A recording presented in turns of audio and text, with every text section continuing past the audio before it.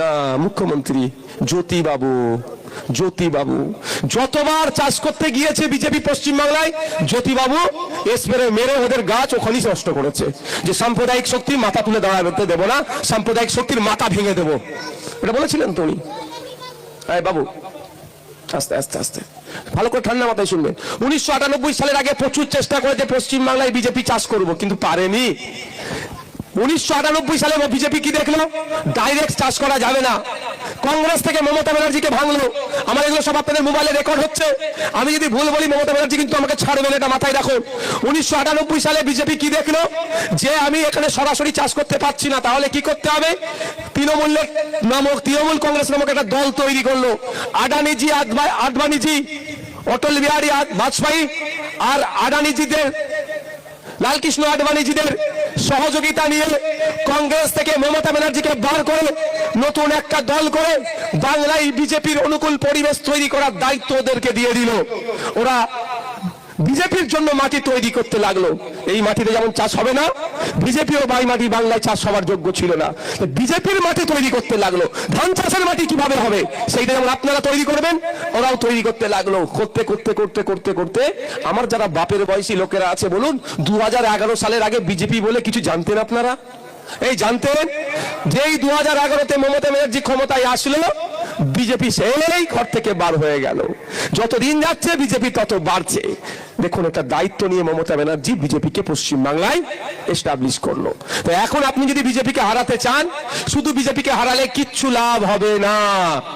বিজেপিকে যে এখানে নিয়েছে, লড়াই করেছে, তাকে আপনাকে হারাতে হবে সাথে সাথে। এই যে বাঁদিকে দেখছেন ঘাস হয়েছে, পানি ছিল বলেই ভাই ঘাস হয়েছে, পানি না থাকলে ঘাস জন্মাবে না। এই পাইপ লাইনটা হচ্ছে আগে আপনাকে কাটতে হবে। পশ্চিমবাংলায় বিজেপিকে সাপ্লাইয়ের পাইপ লাইনটা হচ্ছে তৃণমূল। যদি পানি না এসে পৌঁছায়, ঘাসই জন্মাবে না। ঘাস না জন্মালে ছাগল গরুর উৎপাত হবে না। আগে আমাদের পানি আসার লাইনটা কাটে, ঘাস জন্মাবে না, ছাগল গরু উৎপাত হবে না। পানিয়া পশ্চিমবাংলায় বিজেপিকে আপনি যদি অপ্রাসঙ্গিক করতে চান, তৃণমূলের সাপ্লাই লাইনটাকে কাটুন, পশ্চিমবাংলায় অপ্রাসঙ্গিক হয়ে যাবে। চলে যান 2011 সালের আগে। মমতা ব্যানার্জি ক্ষমতায় ছিল না, তৃণমূল পশ্চিমবাংলায় ক্ষমতায় ছিল না, বিজেপিও ছিল না। 11-র পরে ক্ষমতায় এসেছে, বিজেপি বেড়েছে। আসুন 2026 সালে আমরা ঐক্যবদ্ধ হই, দলবদ্ধ হই, যত বিজেপি বিরোধী তৃণমূল বিরোধী শক্তি আছে এক জায়গায় হয়। বিজেপি তৃণমূলকে আমরা হারাবার সাথে সাথে 2011 রিপিট হয়ে আগে রিপিট হয়ে যাবে। তৃণমূল হারাবে, বিজেপি আমাদের গর্তে ঢুকে যাবে। কি বলছি বুঝতে পেরেছেন? এরপরেও বলতে পারে, আমি এখানে চলে যাবো। তৃণমূলের বন্ধুরা কি বলবে? একটাই বুলি উড়াবে, কি? ভোট কেটে বিজেপির সহযোগিতা আইএসএফ করে দিচ্ছে, এই তো এটাই বলবে তো। এর ঔষধটা দিতে চায়, আপনারা শুনবেন? এনার্জি আছে, এর ঔষধটা দিয়ে যায়। এটা ছাড়া ওদের বলার কিচ্ছু নাই। আমি এত বক্তব্য দিলাম, একটা শব্দ ওরা সমালোচনা করে টিকে থাকতে পারবে না। সমালোচনা তো করবেই ওরা, কিন্তু যুক্তি তর্ক দিয়ে পেরে উঠতে পারবে না। আমি তোদেরকে চ্যালেঞ্জ করি, কি ভাই, একদিকে মমতা ব্যানার্জিকে বসাও আর একদিকে আমাকে বসাও।